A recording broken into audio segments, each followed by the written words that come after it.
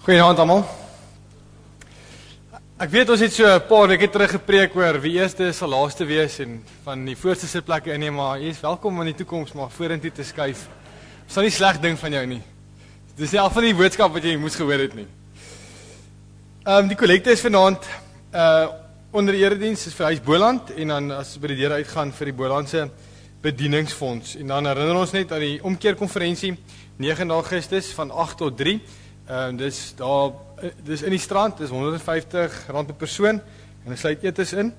En as jy wil gaan, laat weet asseblief die kerkkantoor as jy wil gaan. Kom ons raak rustig vanaand, dan gaan ek vir ons 'n gebed doen en dan sal ons aangaan met die res van die verloop van vanaand.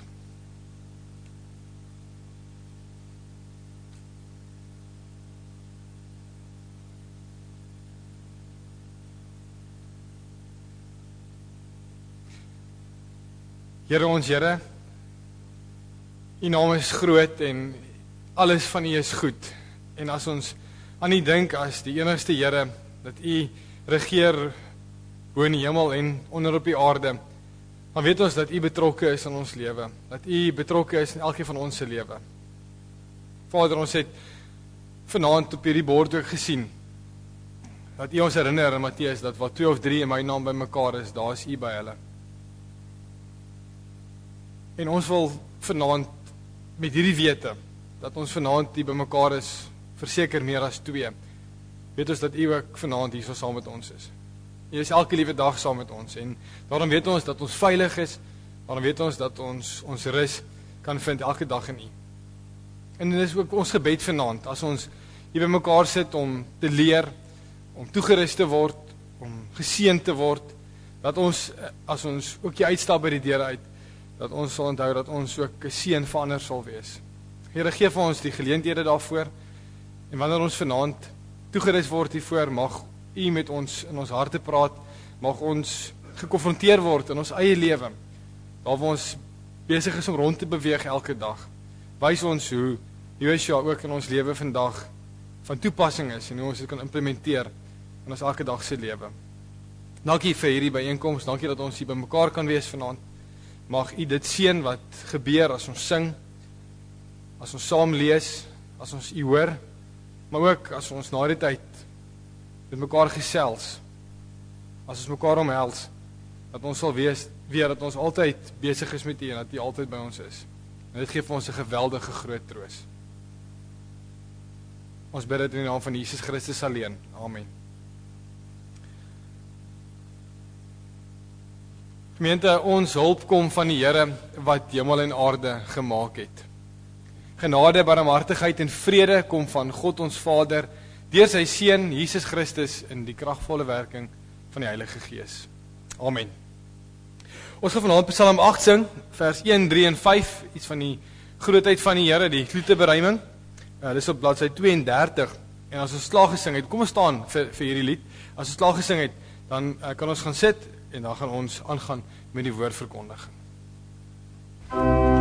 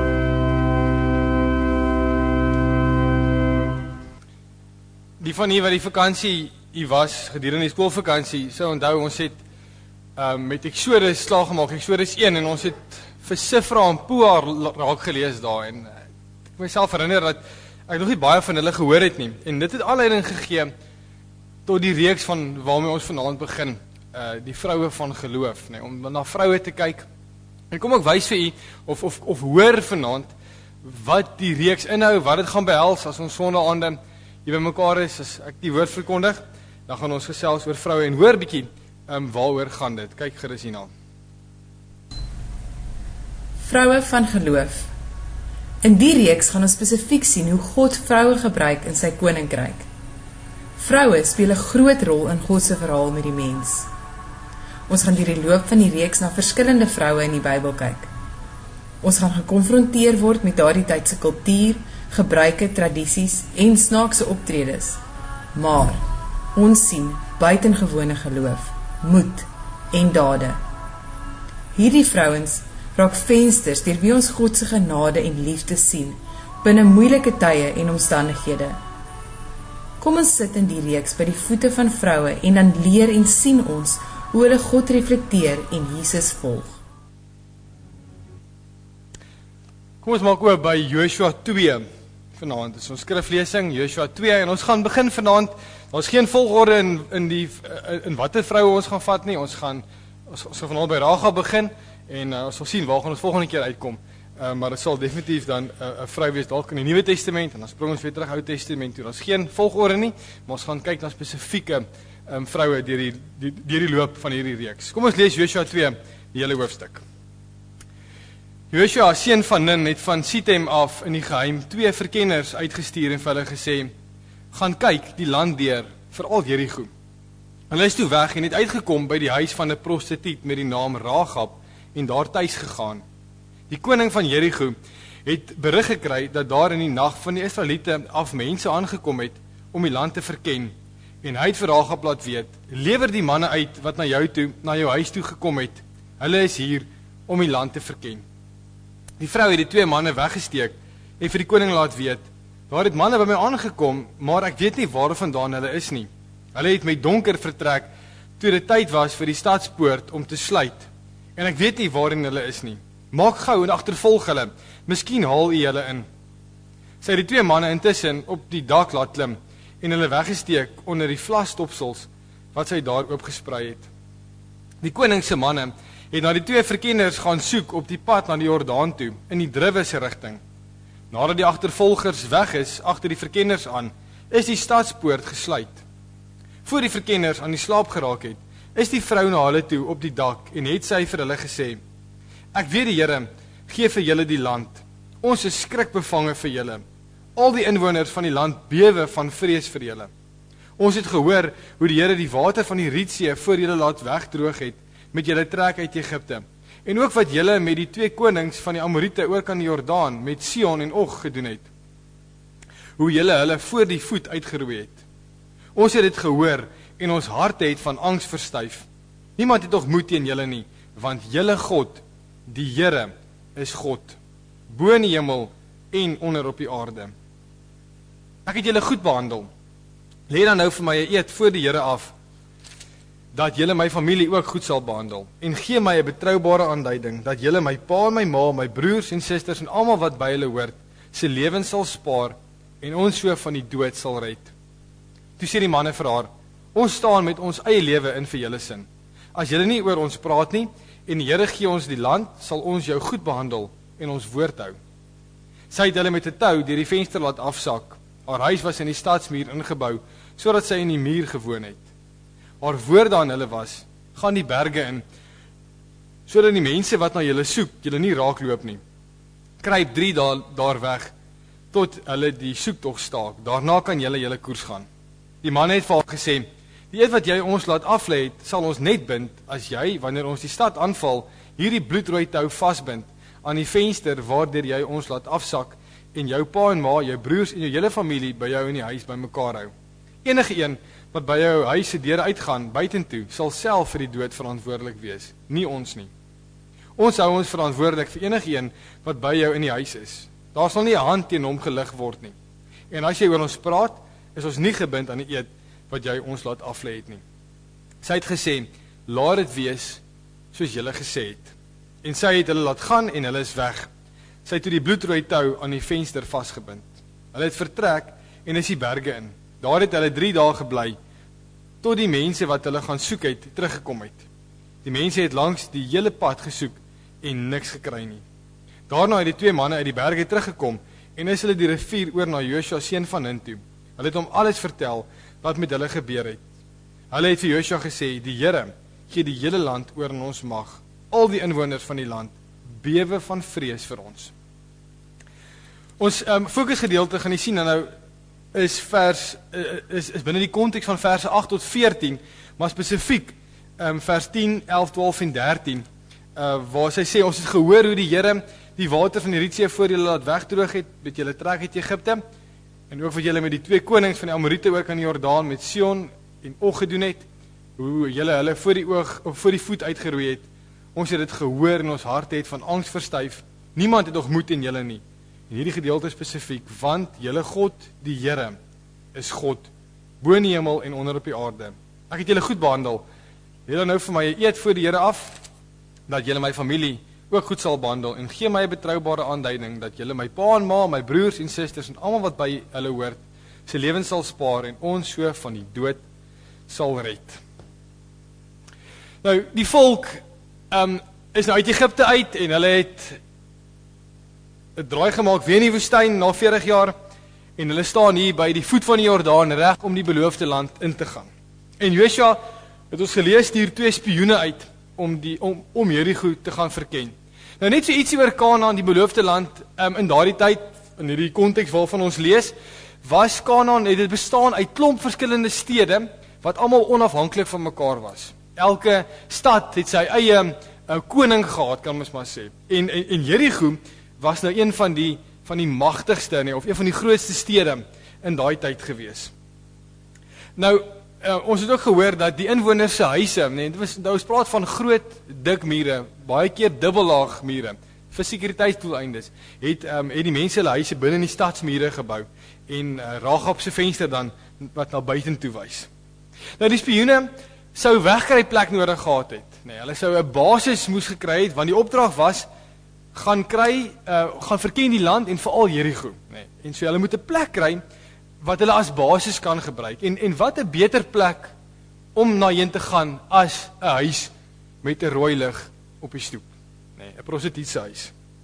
En daar is 'n rede daarvoor, want 'n prostituut se huis is 'n plek waar mans hulle sonde wegsteek, jy sal nie sommer vir iemand vertel dat jy iemand vreemds daar raak geloop het nie, want dit sal 'n skande wees nie. So dis 'n baie goeie plek om te gebruik as 'n basis om Jerigo dan nou te verken en te sien wat daar aan die gang is. Nou die koning het gehoor dat die mans daar is op een of ander manier, en ons weet wat gebeur het. Rahab het die mans mislei, met 'n ander pad gestuur, en sy het die mans intussen weggesteek, sodat hulle kon kry nie. So hierdie gedeelte wat ons hierso kry, spesifiek ons fokusgedeelte, en jy het gehoor in die vakansie ook, het ons gepraat daarvan, is 'n toebroodjie gedeelte. En die rede daarvoor is, jy kry jou stukkie brood, dis waar Josua stuur die spioene uit, en dan 'n stukkie blaarslaai, dit is waar Rahab die spioene wegsteek, en dan kry ons die vleis, die lekker ham in die middel, dis mos die dierste gedeelte, dis die fokus, dis die inhoud van hierdie gedeelte wat het vir ons wil vertel. En dan weer 'n stukkie blaarslaai, en dan die brood, So dit keer net dat die mayonnaise nie in jou hande val nie, maar ons fokus op daai stukkie ham daar in die middel vandag, vers 8 tot vers 14, en dan spesifiek 10 tot 13. Nou dit wat Rahab, so ons is nou binne in die huis, dit wat Rahab met hierdie spioene oor praat, dit is besonderse taal, besonderse woorde, wat ons by Rahab hoor hierso. En die rede hoekom ons sê dat hierdie is die ham, gedeelte van die toebroodjie, is dat Hebreërs sê vir ons baie mooi, waaroor gaan hierdie gedeelte, gaan kyk maar bietjie na Hebreërs 11 vers 31, Almal hopelik weet dat Hebreërs 11 gee vir ons iets van die geloofshelde, die ouens wat regtig geloof gewys het. En kyk wat staan van Rahab, Rahab die prostituut. Omdat Rahab die prostituut geglo het het sy die verkenners vriendelik ontvang, en is hy nie omgekom saam met die, wat aan God ongehoorsaam was nie, nee. So, selfs Hebreërs sê vir ons, hierdie gaan oor geloof. En dit wat Rahab hierso sê, besonderse taal, kom ek wys vir jou hoekom dit so besonders is, nee. Want Rahab verstaan iets van God se almag. Kyk wat sê sy in vers 10, nee. Sy sê, ek het gehoor, ons het gehoor wat die Here al vir julle gedoen het, nee. Hoe hy die waters van die Rietsee oopgekloof het, nee, en dat julle uit Egipte uitgetrek het, en hoe julle die Amoritiese konings, nee, Sion en Og, oor kan die Jordaan, wat julle met hulle gedoen het, en dat julle hulle voor die voet uitgeroei het, nee. So, in die een kant, vir haar, verstaan sy iets van God se almag, omdat sy gehoor het, nee. Dit gaan oor gehoor. Sy het gehoor, en omdat sy gehoor het, het Rahab tot die oortuiging gekom. En dit is toch die normale manier, hoe ons van mekaar sê, dat ons tot geloof kom in hierdie lewe, is toch deur te hoor, nee. Dit is soos, wat sy gedoen het, en ek gaan nou weer hierdie voorbeeld gebruik, is soos 'n ou en 'n meisie, wat mekaar ontmoet.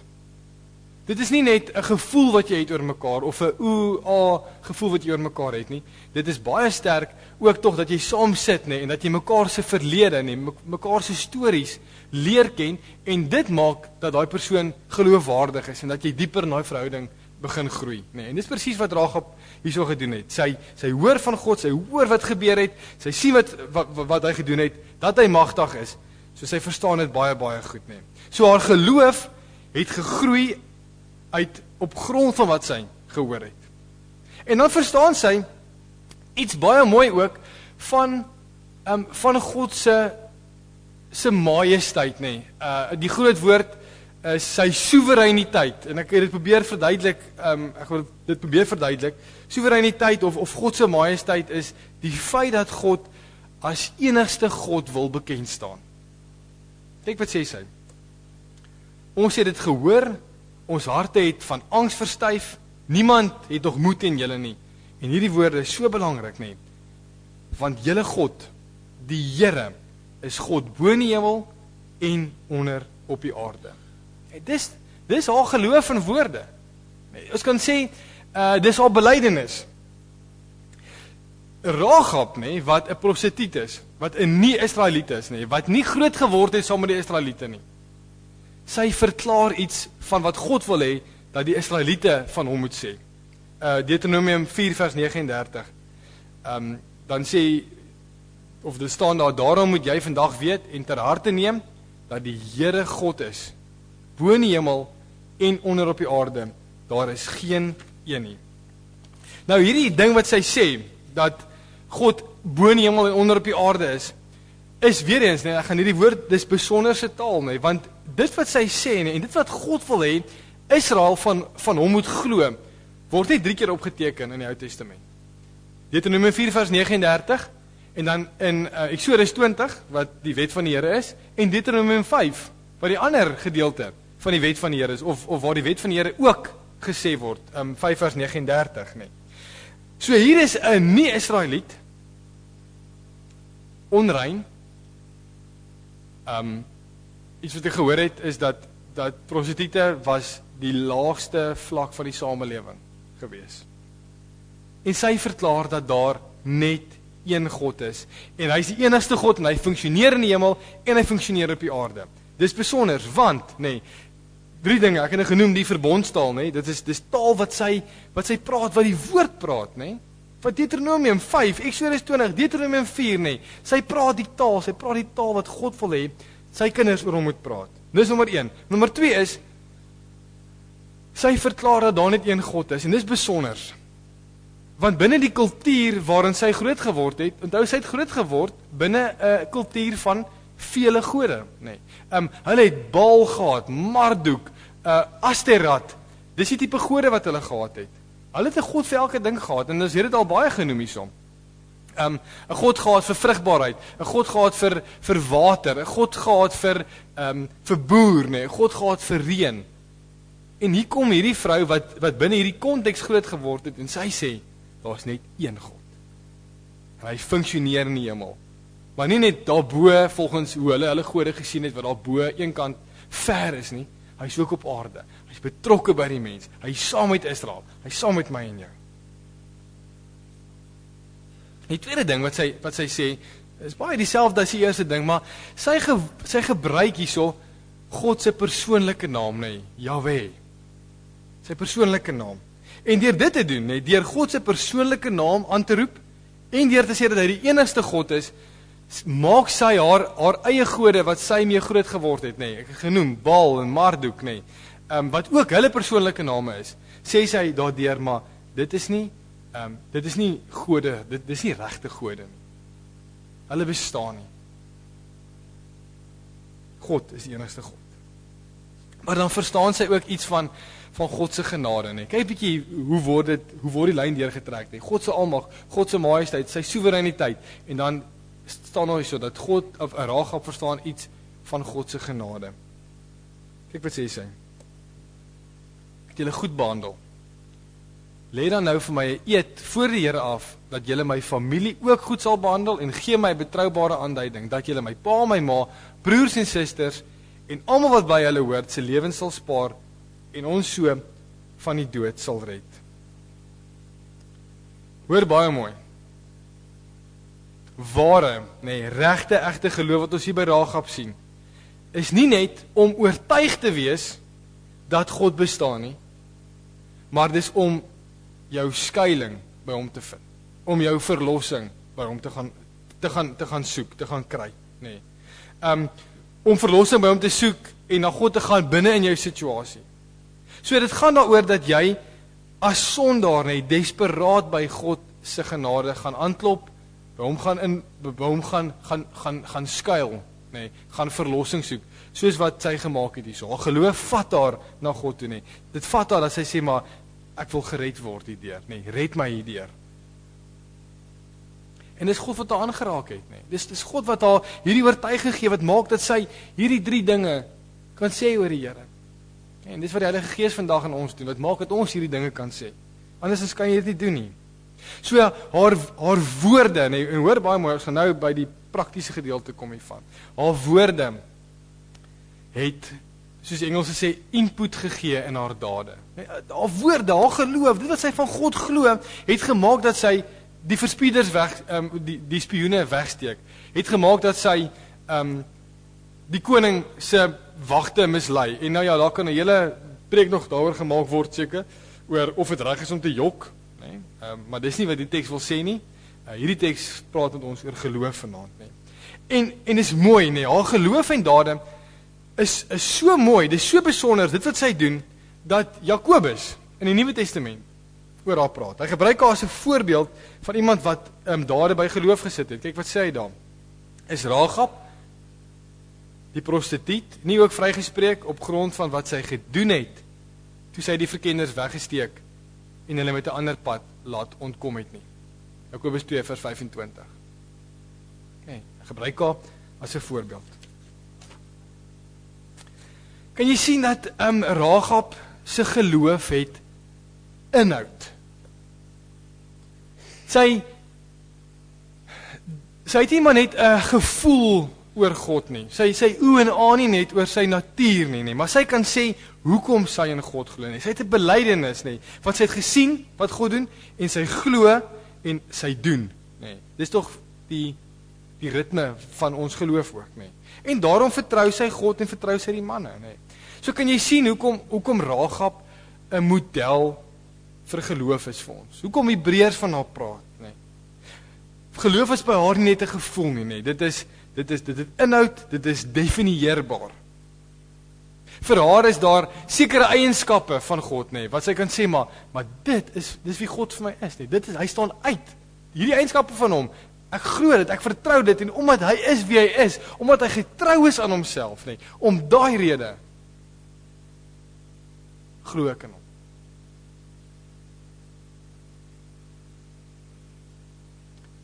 Jy kan nie net 'n gevoel oor God hê.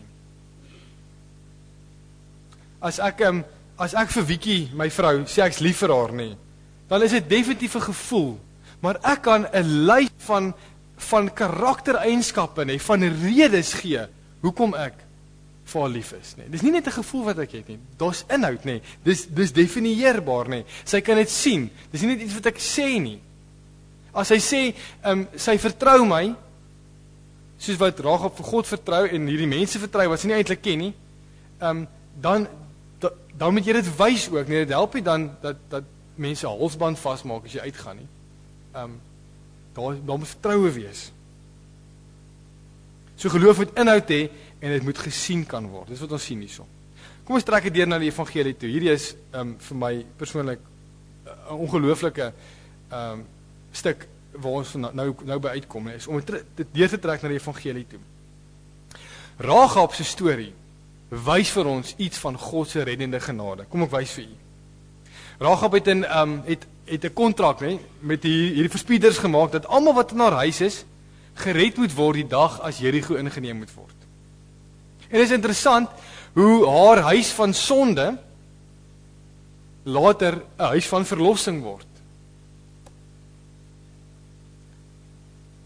Rahab het gesê, of die spioene het vir Rahab gesê om hierdie rooi tou, nee, die Engelse sê, wat sê, 'n red scarlet, by die venster te laat uithang, toe sy hulle op pad gestuur het terug Jordaan toe. En sy moes daai rooi tou by haar venster uithang as 'n teken, nee, want dis wat dit was, as 'n teken dat sy gespaar sou word, nee, dat sy gered sal word. En dit klink daarom ongelooflik bekend eintlik, dat almal in die huis, wat in die huis bly, gered sal word. Ek kom verduidelik vir, in Eksodus 12, by die 10de plaag, net voor God die 10de plaag laat gebeur, dan beveel hy die Israeliete en sê vir hulle, julle moet bloed aan julle deurkosyne smeer. En hierdie bloed sal as 'n teken dien, dat as ek verby die huise trek, dat die mense, almal wat in haar huis is, nie doodgemaak sal word nie. Maar as iemand buite die huis is, gaan hy doodgemaak word. En dieselfde word gesê by Rahab, nee, almal binne in jou huis sal gered word. En as iemand buite toe gaan, kan ons niks vir hom doen nie. Is presies dieselfde, nee. En hier is mooi om raak te sien, nee, dat die bloed aan die kosyne en die rooi lyn wat uithang, is albei 'n teken van verlossing. Is albei 'n teken van dit wat Christus vir ons gedoen het, nee, dit wat hy vir ons gegee het, hoe sy bloed later 'n teken geword het van ons verlossing. As gevolg van Rahab se verlossing, as gevolg van die feit dat sy gered is, het jy geweet, het sy 'n Israeliet geword, nee. Gaan lees maar in Joshua 6, vers 25, dink ek, en verder. Het sy Israeliet geword, en sy het die beloofde land ingetrek, en sy het saam met hulle gewoon, nee. En dit is dieselfde ding by my en by jou. As ons glo dat Jesus Christus ons enigste verlosser is, nee, dat sy bloed vir my en vir jou gevloei het, dan word jy deel van God se familie. En as jy deel van God se familie is, lê die beloofde land vir ons voor. Maar is nog 'n lyn wat ek wil trek evangelie toe vanaand, en dis dalk 'n wye een. Maar kom ek probeer dit vir u verduidelik, dat u sien hoe mooi dit eintlik inskakel. Jy ken vir Tamar, nog 'n vrou in die Bybel, Genesis 38. Tamar, Rahab en Tamar was Juda se skoondogter. Albei was prostituie of het voorgegee om 'n prostituut te wees in Tamar se geval. By albei verhale, Tamar se en by Rahab, lees ons van hierdie rooi tou, hierdie rooi draad, nee, hierdie res scarlet. Ons lees in albei verhale daarvan is hierdie draad betrokke. Rahab het haar tou by die venster laat uithang, en by Tamar, toe sy geboorte gegee het aan haar 2 seuns, toe die vroedvrou aan die eerste persoon of die eerste babietjie, Serag, wat sy arm uitgesteek het, het sy presies dieselfde, die woord, nee, rooi tou, om sy arm gebind, met geboorte in daai tyd. En hier is hier mooi, nee, dat albei, Rahab, en Tamar, en Serag, die een wat die rooi tou omgehad het, kom voor in Jesus Christus se geslagsregister. Matteus 1. Hier is dit 'n bewys, Genesis 38 vers 30, wat sê dat daarna het die broertjie gekom, Serag, om wie se hand die rooi garing was, en hy Serag genoem. Wat interessant is dan, is dat Rahab en Tamar albei, en Serag, in die geslagsregister opgeneem is. Matteus 1 vers 5 sê dit vir ons so mooi, nee. Salmon was die vader van Boas by Rahab. Boas van Obed by Rut, Obed van Isaai, en dan 'n bietjie vroeër kan jy van Tamar ook lees. Wat sê dit vir ons, nee? Wat wys dit vir ons? Dit wys vir ons dat God enige iemand kan gebruik om sy wil te doen. Dit wys dat God hom ontferm oor enige iemand. Maak nie saak hoe vuil jy is, Maak nie saak hoe stout jy is of was nie, daar's genade vir die wat glo. Van almal in Jesus Christus se geslagsregister, daar's 5 vrouens, waarvan ons lees in sy geslagsregister, is 4 van hulle nie Israeliete gewees nie. En wat dit weer vir ons sê, nie, dat dit wys net hoe God op ongelooflike maniere werk, deur onverwagse mense, op onverwagse tye. Baie keer, armes en randfigure, en ons sien dit, hoe God dit doen, deur sy seun ook, toe hy aarde toe gekom het, die baie spesiale tyd wat hy aan randfigure spandeer het, op aarde. Hoe raak Rahab my en jou? Hoe raak dit ons kerk wees? Vandag hierso. Paar toepassings. Paar vrae wat ek vir jou wil vra. Dink ons moet al meer begin raak sien hoe God deur sy gees gebeure en persone gebruik binne die raamwerk van God se wil en almag, en al hoe minder die eng raamwerk van ons eie vooroordeele en beperkte visie op die loop van die wêreld. Wat sê dit vir ons, nee? Dat God gebruik mense in sy almag en in sy wil, nie soos ons baie keer dink, of soos ons voorkeure baie keer is. Nee, Rahab se verhaal spreek met my en jou, nee, is om te vra, hoe lyk jou geloof in moeilike omstandighede, as die koning vir jou vra om sekere goed te doen, wat jy nie eintlik moet doen nie. Hoe lyk jou geloof dan? Is jou geloof 'n oea, net 'n gevoel, of is daar inhoud? Kan jy sê waar dit gaan? Kan jy dit bely?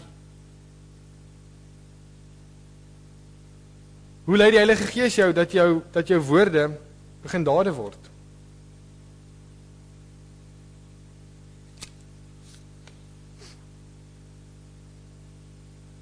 Wat sê dit van ons kerk wees? Nee, Rahab was 'n prostituut. Laaf persoon, laaf vlak in die samelewing gewees. En tog is sy verwelkom in God se familie. Josua 6 vers 24 en 25. Ek het dit nou vir aangehaal of vir jy gesê, gaan lees gerus daar. En hier is die dalk 'n toepassing vir vandag, nee. En nog steeds vandag binne ons konteks van 2014, nog steeds binne ons konteks van hoe ons dink ons nog steeds vandag dat ons kan dit nie dalk nie. Hoe kan 'n prostituut deel word van God se familie? Die kerk is dan heilig, nee. Die kerk is dan vir die reines, middelklas, dalk blank, dalk is dit jou gedagtes vanaand. Dit is so goed om te sê, 'n hospitaal is net daar vir dokters, verpleegsters en vir ekstraalmasjiene. 'n Kerk is tog juist daar vir sy nie lidmate. Soos wat 'n hospitaal daar is vir siekes. Dis mos waarvoor Jesus Christus gekom het, nee. Dis nie, die kerk is nie 'n klap nie. Dis 'n skuilplek, nee, waar sondaar mense aan God se genade vashou en wat dit aangryp en wat van hom hoor, wat van die verlossing in Jesus Christus hoor en dit nie wil los nie. Dis 'n plek vir sondaars, nee, soos Rahab wat gehoor het en sê maar daar's net een God. Soos wat Rahab gehoor het, nee, dat Israel verlos is. En dit het daar tot geloof gebring. Is dit ook ons gebed hier by hierdie gemeente, aangesien dit ons roeping is, dat mense ook in jou konteks, daar waar jy leef, sal hoor wat Jesus vir jou gedoen het en ook tot geloof kan kom.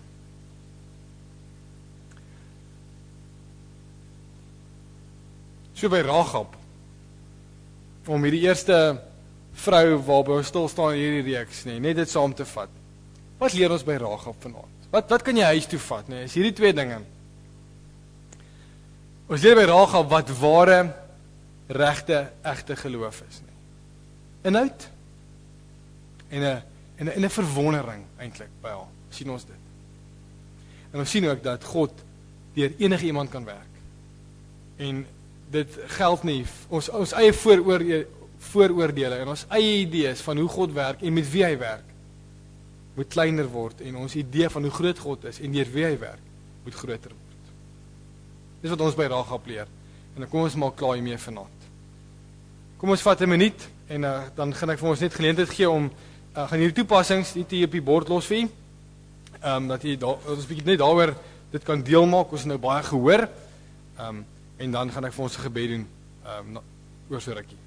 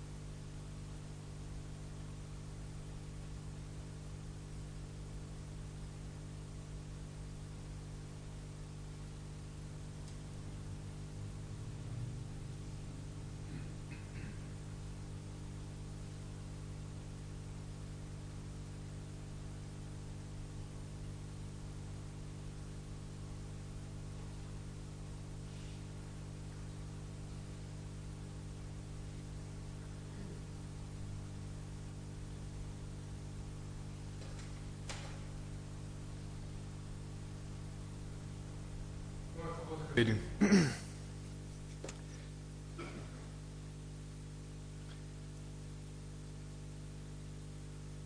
Ons Vader, U is die enigste God in die hemel en op die aarde. Daar is niemand soos U nie.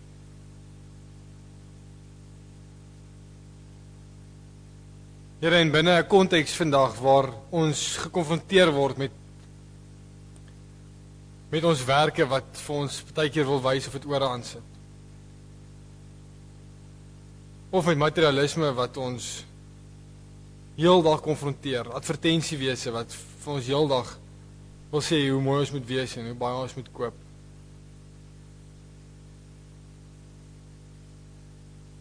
En dan besef ons dat ons konteks maar baie dieselfde is. Daar is net ander afgode in ons lewe.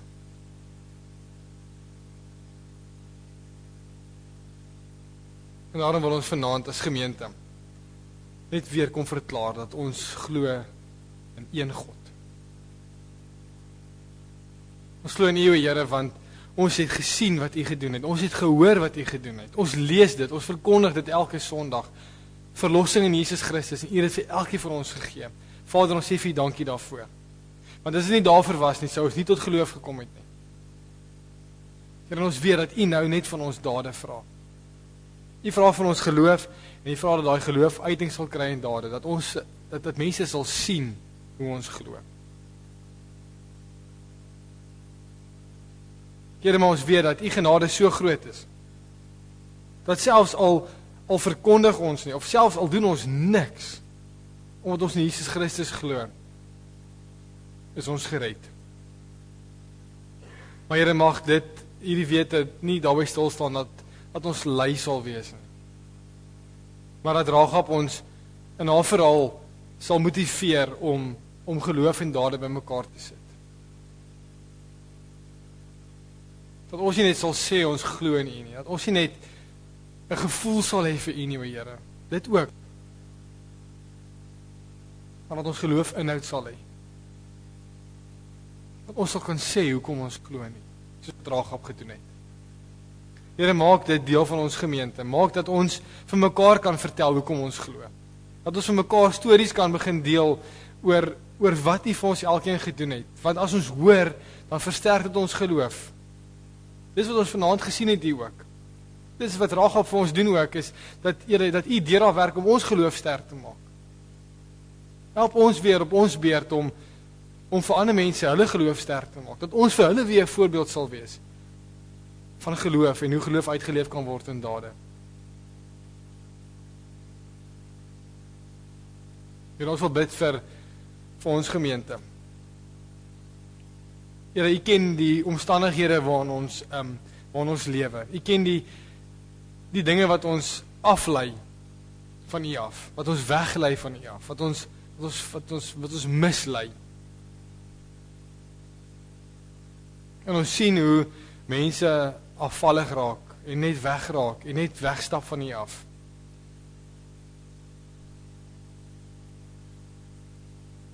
Ek dat ons lewens, dit wat by ons monde uitkom, dat dit sal 'n getuienis wees vir daardie mense.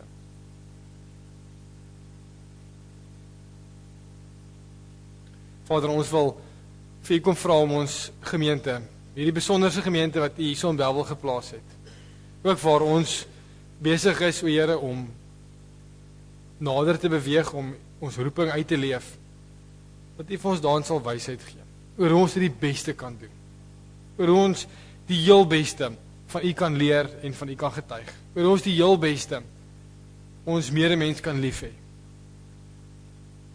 Vader, ons wil vra vir wysheid, want ons moet erken dat ons 'n groot gemeente is. U het vir ons so baie mense gegee, het ons geseën met so baie mense. Ons ken nie mekaar nie, en ons soek wysheid hoe ons dit kan doen. Ons soek wysheid hoe ons vir mekaar kan lief wees, en hoe ons in verhouding met mekaar, vir mekaar kan dien, en vir mekaar kan wys wie Jesus Christus was. Help vir ons daarin, sodat ons die koninkryk kan help uitbou, sodat U ons kan gebruik, dat ons nuttig kan wees vir U, dat ons bruikbaar kan wees vir U. Dankie dat ons hierdie dinge van U kan vra, en dat ons in 'n verhouding met U kan wees, en dat U ons regverdig gemaak, en dat ons in 'n verhouding met U kan wees, sonder enige iets wat ons belemmer. Mag ons dit onthou, mag ons dit koester, en mag daaruit hierdie liefde wat U vir ons het, en wat ons by U sien, mag ons op ons beurt vir lief wees vir ons medemens om ons. Dis ons gebed vanaand, en dankie dat U ons ook hierin lei. Amen. Kom die geleentheid vir die liefdesgawes om nou ingesamel te word, en dan gaan ons skrifruiming 14:1 vers 1 en vers 2 sing. Dis 'n baie bekende skrifruiming. Gaan ons die seën uitspreek, en dan lied 528 gaan ons dan na die wegstuur seën sing.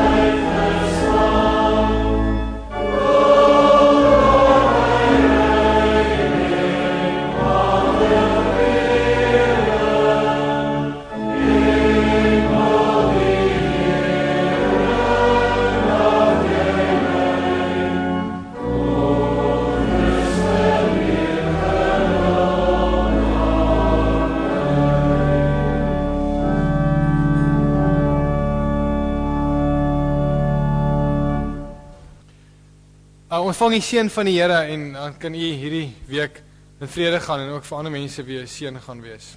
Die genade van ons Here Jesus Christus, die liefde van God ons Vader en die gemeenskap van die Heilige Gees sal by elkeen wees en bly. Amen.